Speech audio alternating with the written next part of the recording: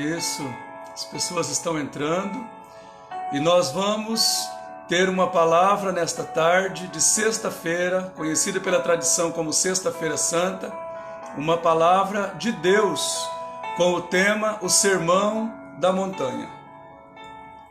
Capítulo 5 do Evangelho de Mateus, o versículo de número 1 é o versículo que eu vou ler para introduzir esta palavra, a palavra do Sermão da Montanha, que vai do versículo 1 do capítulo 5 do Evangelho de Mateus até o versículo 29 do capítulo 7 do Evangelho de Mateus. Portanto, o Sermão da Montanha é o ensinamento de Jesus, a pregação de Jesus, mais propriamente dita, ensino aos seus discípulos, que abrangem 3 capítulos do Evangelho de Mateus.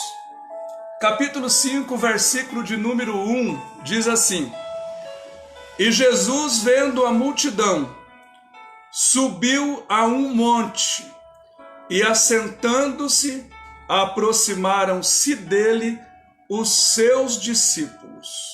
O versículo 2: E abrindo a sua boca, os ensinava, dizendo. O Sermão da Montanha, nós podemos entendê-lo como o manifesto do rei. O rei, que é Jesus, ele apresenta o reino dos céus. E ele apresenta o que é o reino. E quem é o rei? Quais são as suas leis ou as suas verdades fundamentais? E também ele fala neste sermão do capítulo 5 até o capítulo 7, como se entra nesse reino de Deus, ou nesse reino dos céus, que propriamente é a linguagem que o evangelista e apóstolo Mateus utiliza, de uma linguagem própria para o reino de Deus, chamando-o de reino dos céus. Esses 3 capítulos, intitulados Sermão da Montanha, eles trazem um profundo ensinamento de Jesus Cristo sobre o relacionamento com Deus e o relacionamento com o próximo. E existem alguns autores que dividem este Sermão da Montanha em algumas partes. Alguns em 3 partes, 5 partes, 7 partes, e até existem autores que chegam a colocar 79 partes descritas, desde o versículo 1 do capítulo 5 até o versículo 29 do capítulo 7, os ensinos de Jesus. O capítulo 5, o versículo 3 ao versículo 12, quando nós lemos o versículo 1, que Jesus, então, tendo os seus discípulos próximos dele, depois que ele subiu ao monte, deixando a multidão, ele passou a ensinar os seus discípulos. E os ensinos de Jesus, em primeiro momento, foi sobre as bem-aventuranças. As bem-aventuranças são formas que Jesus ensinou os discípulos como eles poderiam ser felizes. Bem-aventurado é feliz aquele que. Depois do versículo 13 ao versículo 16, Jesus falou sobre os discípulos ser o sal da terra e a luz do mundo. Do versículo 17 do capítulo 5 até o versículo 12 do capítulo 7, vejam bem que é um tema bem abrangente, bem aberto. Jesus fala sobre a justiça no reino de Deus, como que o reino de Deus encara a justiça e como a justiça se manifesta no reino de Deus. E do versículo 13 ao versículo 27, nós temos ali o caminho para o reino. Como entrar neste reino, como fazer parte deste reino, como trilhar uma trajetória até atingir esse reino. E o versículo 28 e 29 é a conclusão daquilo que Jesus ensinou no Sermão da Montanha.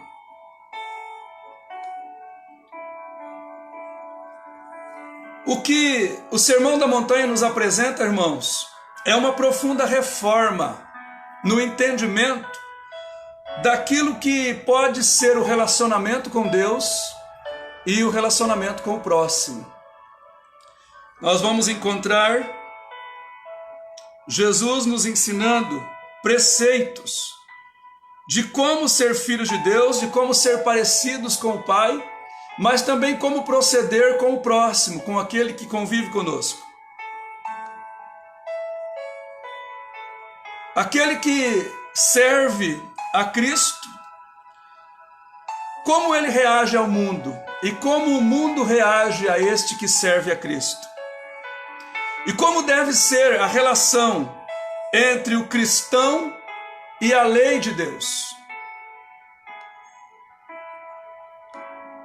Existe uma discórdia entre ensinos com respeito à lei, aqueles que dizem que Jesus ele veio para dar continuidade à lei. Outros que dizem que Jesus aboliu a lei. Mas nós temos um ensino muito precioso, e eu quero citar aqui,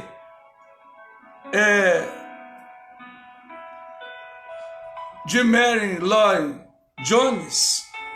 Ele diz assim: Jesus veio para completar a lei, nem para dar continuidade e nem para abolir, mas para completar.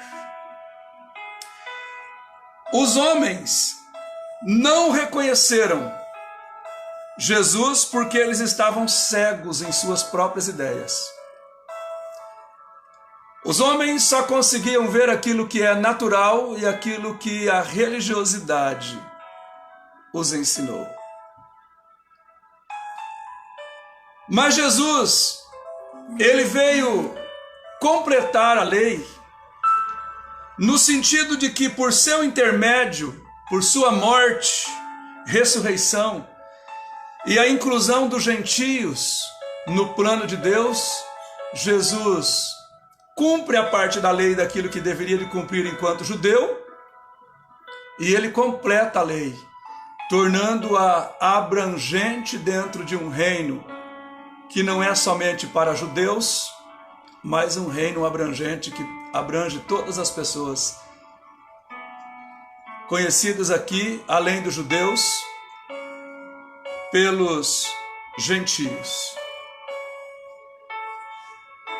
Ele cumpriu a lei de tal modo que aperfeiçoou uma fundação do que seria construído posteriormente. Quando Jesus fala no Sermão da Montanha dos requisitos para o reino, ele não fala de requisitos que humanamente qualquer um pode cumprir, porque são exigências profundas. E só alguém dirigido pelo Espírito Santo, de repente até mesmo vivendo um novo tempo, uma nova realidade, com a instituição do reino propriamente dita, é que se torna possível atingir aquilo que os ensinos de Jesus no Sermão do Monte exigem daqueles que o ouvem. No entanto, mesmo entendendo que a implantação do reino futuro, no sentido total, vai fazer com que aqueles que fazem parte do reino entendam e vivam as exigências do reino, nós podemos entender também que Jesus falava com os seus discípulos, com os seus seguidores. Eles eram judeus, alguns conceitos judaicos foram trabalhados aqui no Sermão da Montanha, mas Jesus, ele trazia algumas exigências que filhos de Deus, que seguidores de Cristo, que nós os cristãos, já nesse tempo, mesmo antes da instituição definitiva do reino, nesse momento do reino espiritual, nós devemos trabalhar para alcançar e viver estas exigências. cumprir a lei que Jesus ensinava era necessariamente diferente do modo que os escribas e os fariseus ensinavam e exigiam esse cumprimento da lei. Não é um exigir e um ensinar para que outros façam, para que outros vivam, mas é um ensinamento que Jesus não falava apenas com a autoridade da sua palavra, mas ele falava com a autoridade da sua vida. Ele pregava e ele vivia aquilo que ele pregava. No capítulo 5 do Evangelho de Mateus, ainda no início do Sermão da Montanha, no versículo 20, Jesus diz assim: pois eu vos digo que se a vossa justiça não exceder a dos escribas e dos fariseus, de modo nenhum entrareis no reino dos céus.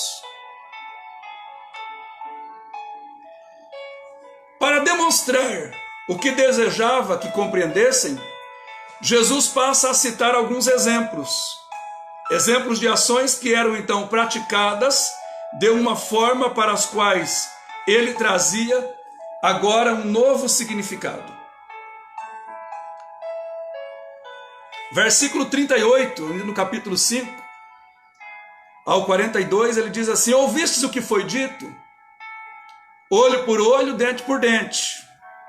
Ele chamava a lei e ele chamava os ditados, aquilo que era tido paralelamente à lei, que era passado de boca em boca, que não era propriamente a lei de Deus, mas que as pessoas repetiam.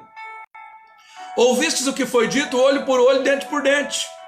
Eu, porém, vos digo, que se não resistais ao homem mau, mas qualquer que te bater na face direita, ofereça-lhe também a outra. Ao que quiser pleitear contigo e tirar-te a túnica, larga-lhe também a capa. E se qualquer te obrigar a caminhar 1000 passos, vai com ele 2000. Dá a quem te pedir, e não voltes as costas ao que quiser que lhe emprestes. 43 a 46. Ouvistes o que foi dito, amarás o teu próximo e odiarás o teu inimigo. Nós não vamos encontrar a lei mandando odiar inimigos. Nós vamos encontrar esses conceitos, esses ditos que eram repetidos, que não estavam na lei, mas que eram paralelos à lei. E eles levavam à prática. Eram religiosos, ferrenhos religiosos, mas eles amavam somente o amigo, o próximo. Quando amavam, dentro daquilo que lhes interessava. Então, versículo 43 do capítulo 5, Jesus diz: ouviste o que foi dito, amarás o teu próximo e odiarás o teu inimigo. Eu, porém, vos digo, amai os vossos inimigos e orai por aqueles que vos perseguem. Veja que o versículo 44 nos coloca uma exigência que, humanamente falando, naturalmente, dentro da nossa postura egoísta, nós não conseguimos cumprir. Somente desvestidos do homem natural, do velho homem, e revestidos do novo homem que é gerado pelo Espírito, é que nós conseguiremos demonstrar o amor, não o amor que nós temos, mas o amor que Deus derramou sobre nós, ou seja, o amor de Deus manifesto em nossos corações pelo Espírito Santo. Eu, porém, vos digo, amai os vossos inimigos e orai pelos que vos perseguem. Para quê? O versículo 45 diz assim: para que vos torneis filhos do vosso Pai que está nos céus, porque Ele faz nascer o sol sobre os maus e bons, e faz chover sobre os justos e injustos. Muitas pessoas pensam que pelo fato de que Deus criou todas as coisas, tudo e todos são filhos de Deus. Quando nós lemos Evangelho de João, capítulo 1, versículo 12, nós entendemos que para ser filhos de Deus, nós precisamos receber Jesus como Senhor e Salvador da nossa vida. Porém, aqui no Sermão da Montanha, no versículo 45 do capítulo 5 de Mateus, ainda na introdução, no capítulo 5, uma vez que o sermão tem 3 capítulos, mas na introdução ainda, no capítulo 5, versículo 45, Jesus chama a atenção do versículo 44, onde nós somos orientados a amar os inimigos e orar por aqueles que nos perseguem, com uma condição: para que sejais filhos do vosso Pai que está no céu. O filho parece com o pai. Eu e você, nós temos um novo Pai, fazemos parte de um novo reino. O nosso Pai é Deus e nós precisamos imitá-lo. Ele é bom e Ele faz chover sobre bons e maus, e Ele faz com que o sol nasça sobre bons e sobre maus. E aí o versículo 46 e 47 e 48, os 3 próximos versículos, Jesus trabalha a seguinte situação. O nosso egoísmo leva-nos a amar quem nos ama. Pois se amardes aos que vos amam, que recompensa vocês vão ter? Não fazem assim também os publicanos, os cobradores de impostos? E se vocês saudarem somente os vossos irmãos, o que vocês fazem demais? Não fazem assim também os gentios? Quantas vezes nós temos tentação de cumprimentar só aqueles que nós amamos, que nós queremos bem, que nos devem favores, que nos fazem favores, que nos agradam, ou que pertencem à nossa religião? E Jesus diz assim: os cobradores de impostos, os gentios, eles fazem o mesmo. Que diferença você está tendo? Que diferença você está mostrando? Como você vai revelar Deus, o Pai perfeito, agindo igual um religioso comum, agindo igual um homem egoísta comum? E aí o versículo 48, Jesus coloca a exigência, o ensinamento: sede perfeitos, como perfeito é o vosso Pai que está nos céus. Nós temos uma meta. Nós sabemos quem nós estamos seguindo, quem nós estamos exemplificando. E esse alguém não é a nossa própria vida, o nosso próprio pensamento. Eu não sou dono de mim mesmo. Eu não sou apenas de maior, brasileiro, capaz. Eu estou aqui para fazer a vontade do Pai. Jesus ensinou isso de uma forma muito clara. Jesus inclui no amor inimigos, não apenas os amigos. E nesse amor, Jesus nos ensina a desistir de buscar vingança, a não ficar demasiadamente preocupado com os insultos pessoais, aquilo que as pessoas fazem contra nós, a fazer mais do que é exigido. Versículo 20, nós já vimos lá: se a nossa justiça não exceder aos fariseus e aos escribas, o que nós estamos fazendo demais? E valorizar as pessoas mais do que as posses pessoais. Nós estamos em um mundo em que o ter, ele sobressai ao ser. E as pessoas são valoradas, as pessoas são medidas de acordo com aquilo que elas possuem e não de acordo com aquilo que elas são. Não está sendo enxergado a essência do ser humano, o valor do ser humano, a imagem de Deus incutida na criação do ser humano. Mas nós aprendemos a medir de acordo com o que o mundo mede, com a aparência. Nós aprendemos a medir de acordo com os valores das posses, do ter, do possuir, e não do ser. Jesus, ele coloca lá no capítulo 6, versículo 24, a partir do versículo 24, nesse sentido de que o ser tem mais valor do que o ter, e ele diz assim, versículo 24, capítulo 6, ninguém pode servir a dois senhores, porque há de odiar a um e amar o outro, ou há de dedicar-se a um e desprezar o outro. Não podeis servir a Deus e às riquezas. E servir a Deus e as riquezas não se refere a servir às suas riquezas, porque você pode não ter riqueza alguma, mas estar vidrado e adorando aquele que tem. E valorizar pessoas de acordo com as suas posses e não de acordo com aquilo que as pessoas são. E se você quiser servir a Deus, você precisa valorizar as pessoas de acordo com aquilo que elas são. São seres humanos, têm uma alma. Precisa ser amada enquanto essência humana, enquanto gente.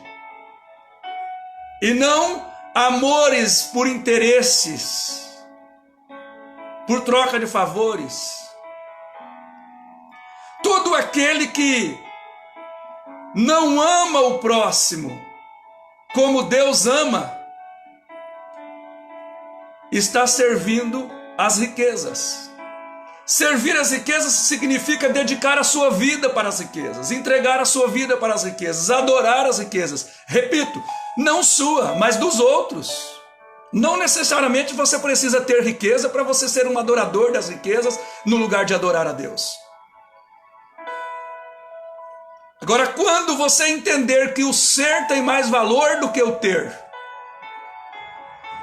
mesmo que você tenha alguma posse, você vai colocar em primeiro lugar os interesses do reino de Deus, em primeiro lugar os interesses de Deus, e os interesses de Deus está na pessoa humana, os interesses de Deus está na alma do ser humano, os interesses de Deus está em salvar o perdido pecador, os interesses de Deus não está na troca de favores, não está na bajulação daqueles que possuem bens,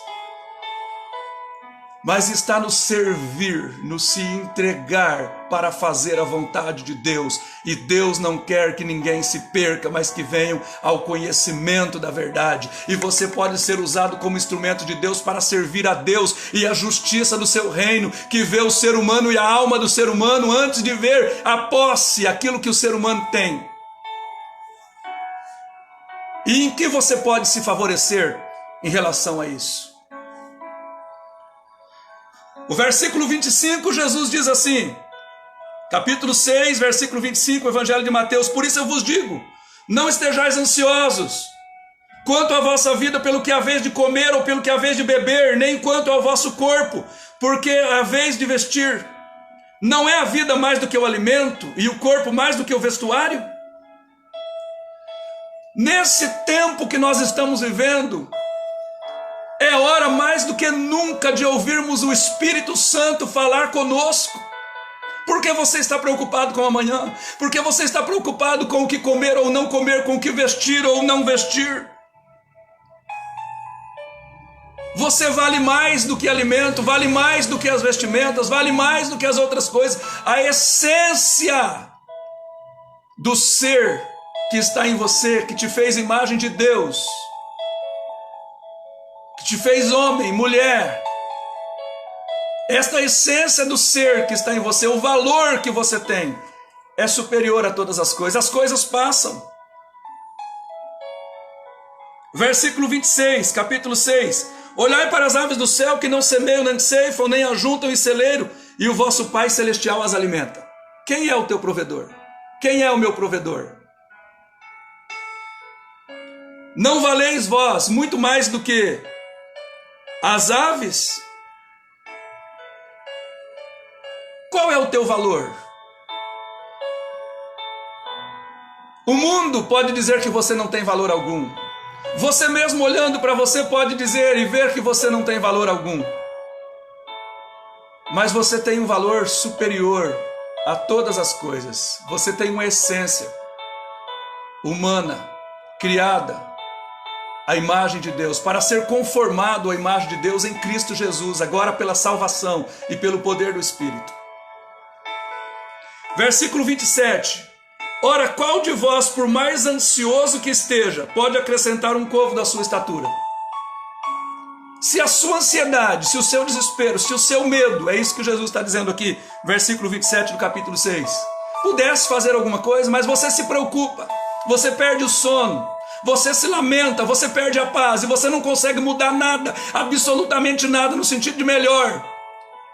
Você pode piorar, pode adoecer, pode entrar em depressão.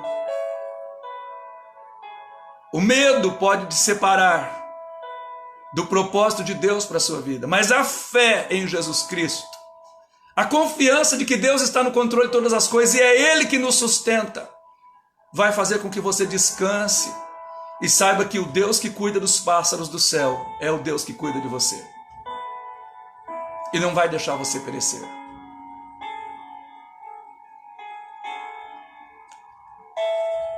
Versículo 29, capítulo 6 ainda. Contudo eu vos digo que nem mesmo Salomão com toda a sua glória se vestiu como um deles. Pois, se Deus assim veste a erva do campo, que hoje existe e amanhã é lançada no forno, quanto mais a vós, homens de pouca fé. Então você precisa crer que Deus é que te sustenta, Deus é que te veste, Deus é que te alimenta, Deus é o teu provedor. Versículo 31. Portanto, não vos inquieteis dizendo o que havemos de comer, ou o que havemos de beber, ou com o que haveremos de vestir. Versículo 32. Pois todas essas coisas os gentios procuram, aqueles que não têm fé procuram, se matam de um lado para outro para conseguir.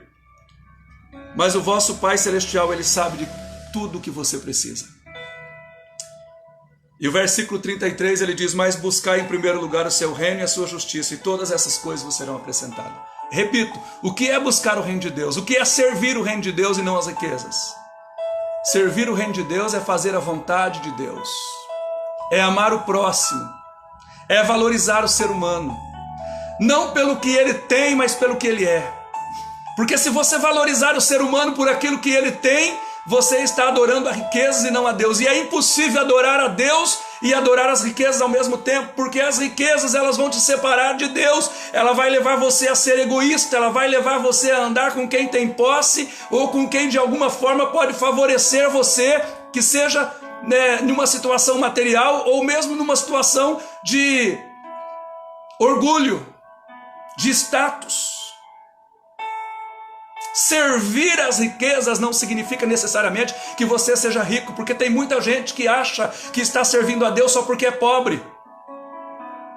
Você pode ser pobre e estar servindo a riquezas, está adorando a riqueza, está se prostrando diante de riqueza, está desfazendo do ser humano que foi criado por Deus, desvalorizando o ser humano que foi criado por Deus em detrimento daqueles que têm posse. Mas quando você adora a Deus, você desfaz com aquilo que a riqueza te oferece. Embora você possa ser rico ou possa ter posse, você está a serviço do reino de Deus e a serviço das pessoas. Você ama as pessoas. Você vê que as pessoas têm uma alma e que elas são criadas à imagem de Deus. E você coloca o valor no ser e não no ter.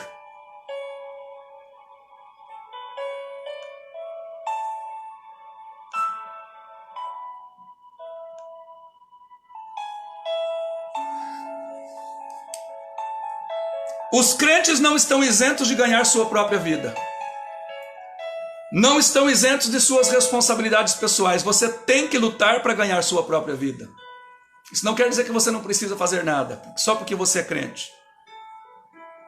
Não significa que você não tenha que assumir as suas responsabilidades. Dr. Larry Jones, ele diz: mesmo os crentes também não estão isentos das dificuldades inerentes às circunstâncias da vida.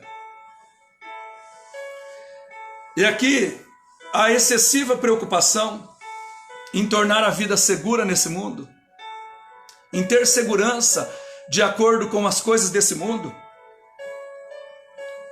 nos limita ao ter, ao possuir, em detrimento de assuntos que devem ser priorizados na nossa vida, que é o reino de Deus, que é a vontade de Deus.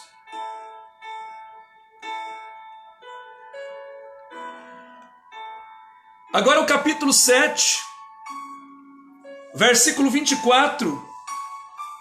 A partir do versículo 24, Jesus nos conta sobre o fundamento da casa, em que nós temos fundamentado a nossa vida, a nossa casa, a nossa história. Todo aquele, pois, que ouve estas minhas palavras e a põe em prática, será comparado a um homem prudente que edificou a sua casa sobre a rocha.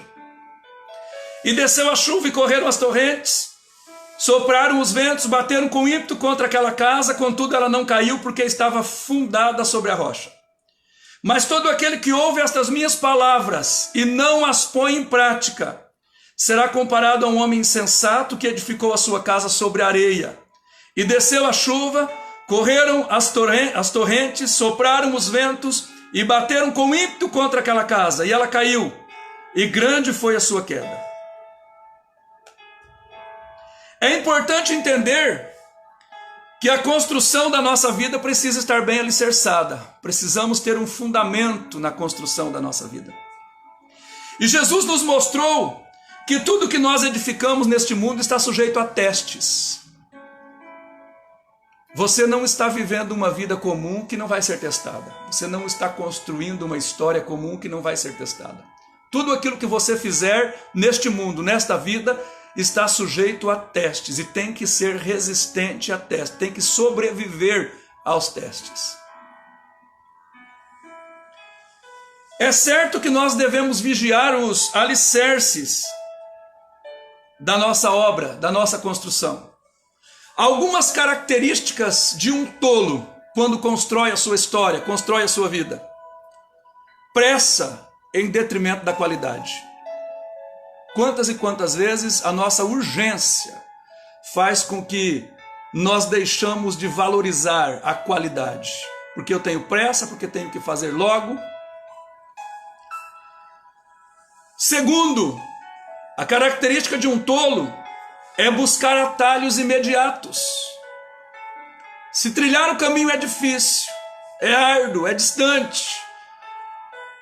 Eu posso buscar um atalho, eu posso cortar o caminho, eu posso antecipar o resultado.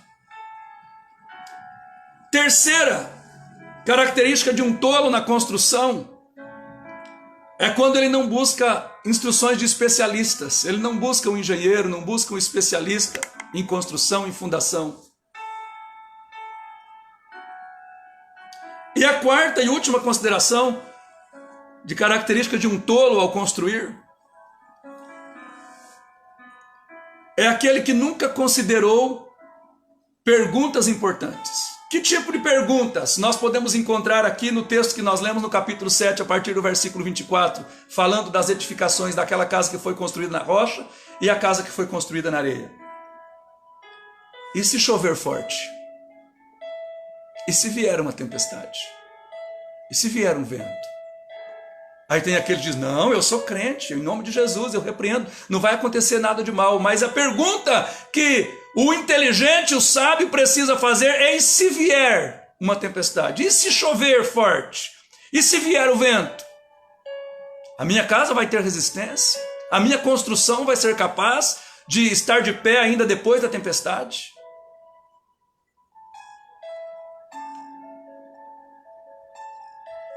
A grande diferença entre os dois alicerces era o seguinte: o que cada um pensava ser mais importante.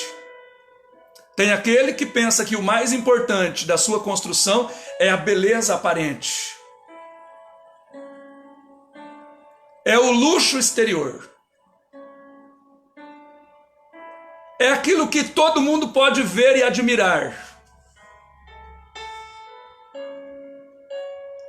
Mas aquele que construiu a sua casa sobre a rocha, ele não levou em consideração o tempo, ele não levou em consideração a facilidade, ele não teve pressa de seguir atalhos, mas ele cavou profundamente na rocha. E a importância dele não estava na aparência, não estava naquilo que os outros podiam ver e dizer: ó, que fulano, olha como fulano está bem, olha como fulano está crescendo, olha que aparência viçosa, olha que planta linda, quantas folhas, como está verde. Mas a importância em tempo de estar na aparência estava na fundação, estava no alicerce, estava onde esta casa estava sendo edificada. Sobre quem esta casa estava sendo edificada? Sobre qual fundamento esta casa estava sendo levantada? Cada um buscava a sua percepção e aplicava a sua obra aquilo que bem lhe parecia. 3 reflexões importantes. que eu quero fazer para terminar esse capítulo. Capítulo 7, que é o último capítulo dos 3, 5, 6 e 7. O último capítulo dos 3 capítulos do Sermão da Montanha, dos ensinos de Jesus para os seus discípulos. Quais são os meus alicerces?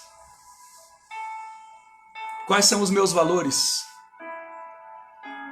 O meu valor está no ter. Eu adoro quem tem, eu sirvo quem tem, eu admiro quem tem, eu quero estar perto de quem tem. E desta forma eu estou servindo riquezas? Ou eu estou servindo a Deus, que me manda estar perto de quem é, do ser humano, de uma alma, de quem tem valor, que precisa ser valorizado?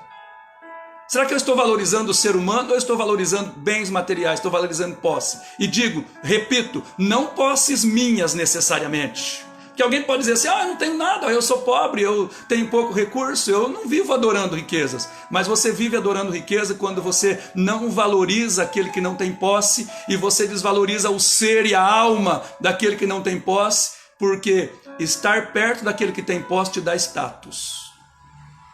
E Deus mandou você estar perto daquele que tem necessidade, daquele que precisa do reino, que precisa de Deus. E esse alguém pode ser aquele que tem posse, porque tem muita gente com posse que não tem reino, que não tem nada dentro de si, que vivem vazios de Deus e de esperança. Como estão os meus relacionamentos com Deus e com o próximo?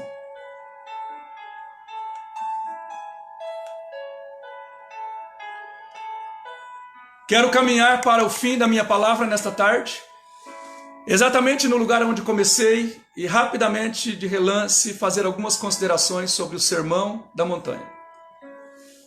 O Sermão da Montanha, o Sermão do Monte, é o sermão que Jesus proferiu aos seus discípulos, uma palavra de ensino, de intimidade próxima, porque quando ele viu a multidão, ele subiu ao monte para estar separado, e os seus discípulos o acompanharam, e Jesus ensinava aos seus discípulos. Então, o ensinamento do sermão, da palavra, é para aqueles que servem a Deus. Nós conseguimos ver nesses 3 capítulos, capítulos 5, 6 e 7 de Mateus, dos ensinos de Jesus, ensinos sobre o reino, sobre o rei, as características do reino, a justiça do reino, o que fazer para fazer parte, para entrar nesse reino. Nós encontramos no capítulo 5, do versículo 11 e 12, quem é abençoado por Deus?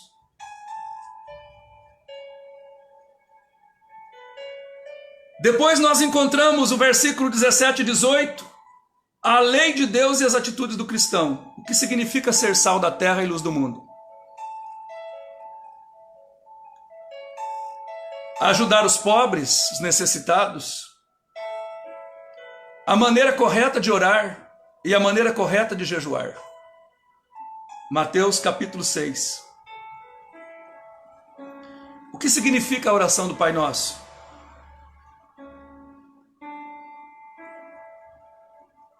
As preocupações da vida.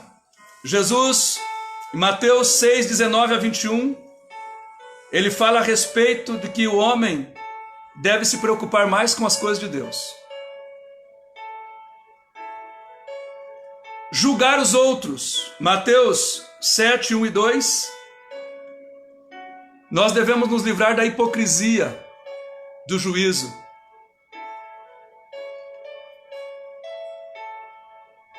Mateus 7, 15 e 16, ele nos leva a identificar os falsos profetas. E Mateus 7, 28 e 29, o melhor alicerce para a vida. Quem segue os ensinamentos de Jesus estará firme. Quero concluir a minha palavra nesta hora, dizendo a você que os ensinos de Jesus para os seus discípulos, que eram judeus, trazem alguns conceitos judaicos, sim, ao longo desses 3 capítulos. Mas esses textos não estão registrados aqui apenas para falar com os discípulos lá no início da caminhada com Jesus, que eram judeus. Mas ele é mais abrangente, porque Jesus incluiu na justiça do reino de Deus também os gentios.